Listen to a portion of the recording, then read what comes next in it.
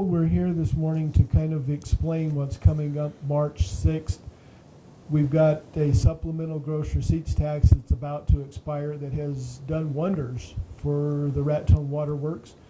But the voters are now going to be faced with the opportunity to renew that tax, but at a lower rate. Can you explain how all that came about and what it's going to do for the city of Raton and how it's going to keep our water rates low, provided that we do vote for that tax? In 1982, the public passed a 1% gross receipts tax, supplemental gross receipts tax dedicated to water for the water infrastructure. And the primary project at that time was the Cimarron system to bring another water source to town.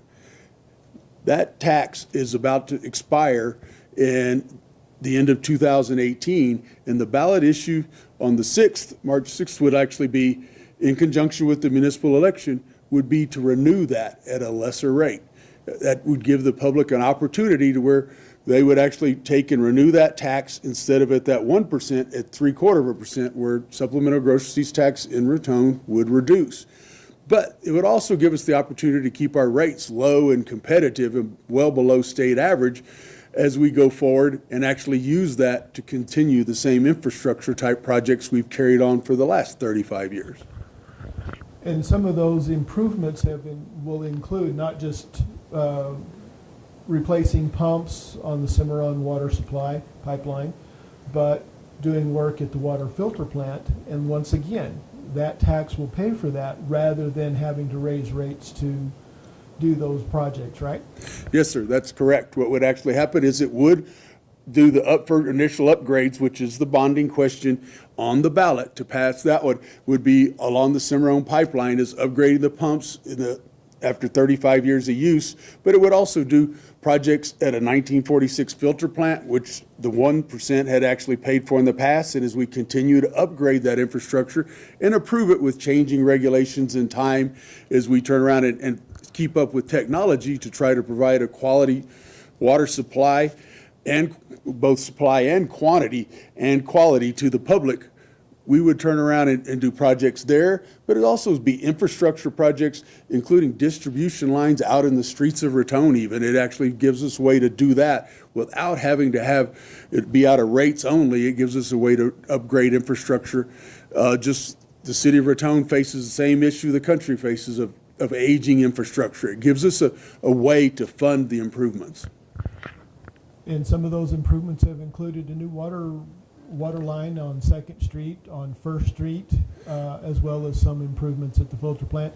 The other thing that the city of Raton is facing is changing regulations that have to be met, and this 0.75 cents, the new 0.75 cent tax, will help pay for that. Correct. That would actually be some big projects. Is all of the water lines in 2nd Street, 1st Street a couple of years ago completely replaced, but a lot of them in residential areas. Out along Romero Park area a few years back, well, 5 or 6 years ago, that a lot of lines were replaced there. We would continue that, and it gives us a way to do it. But regulatory issues, we're in the middle of a project right now at the filter plant that's in design.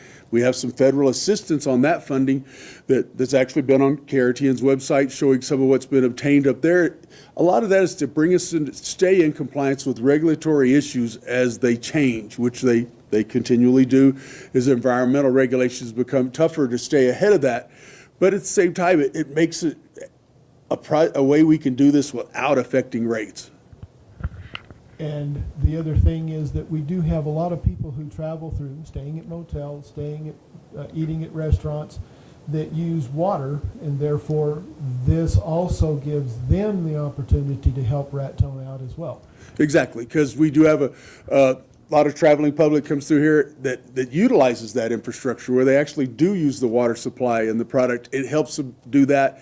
It also helps us move forward with conservation projects. Some of the issues we've done around town at the parks, as long as it has to do with the water system only, it's capital improvements is all this tax would be used for, but it does help with upgrades to the reclaim system, which has moved quite a ways forward over the years for the football field, everything else, to where our quantity of water goes further. But it also turns around and definitely addresses the quality of the water. And that has also helped out at Lake Maloya with rebuilding and redoing some of the things out there, as well as all the work that was done after the track fire. Yes, sir, it has. That it really did help a lot. The track fire could have been a lot bigger catastrophe. I know the watershed is going to take years to recover, but we do have Lake Maloya still is our water supply. We're currently operating off of Lake Maloya, and actually gave us the opportunity to go in there and try to take some steps quickly, and it's assisted all along the way for these last 5-6 years as we try to recover from the track fire. On the ballot, though, we do have, it's actually 2 questions on the ballot is how it shows up on the ballot.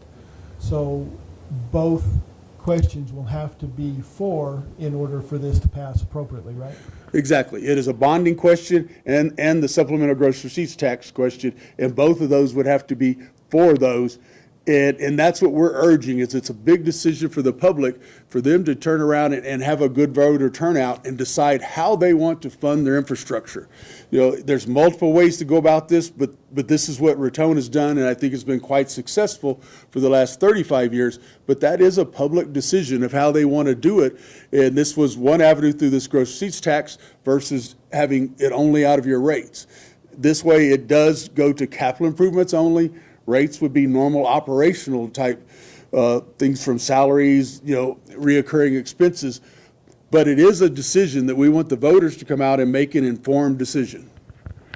So what you're basically saying is it's time for the voters to step up, basically, and say, yes, we're for this, so that we can continue to improve the water quality, the water infrastructure for the city of Raton.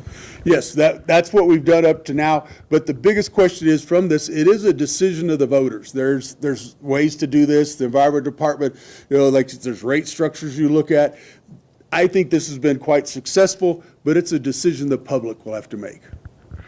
Okay, thank you, Dan Campbell. Thank you.